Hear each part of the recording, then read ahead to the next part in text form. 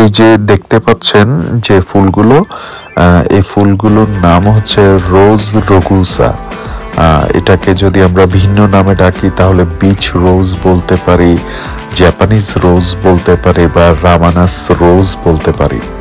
এই ফুলগুলো নর্মালি হচ্ছে বিভিন্ন বিচের পাশে দেখা যায়, একদম আমাদের দেশি গোলাপের মতোই, তবে গাছের পাতা, গাছের কাঁটা এবং গাছের ধরনে কিছুটা ভিন্নতা আছে, তবে ফুলগুলো দেখতে একদম আমাদের দেশি গোলাপের মতো।